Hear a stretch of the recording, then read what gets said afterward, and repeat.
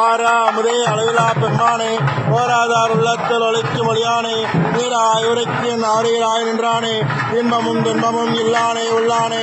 அன்பருக்கு அன்பனே அவைமாய் அல்லைமாய் ஜோதியனே நுண்ணுருளே தோன்றா பெருமையனே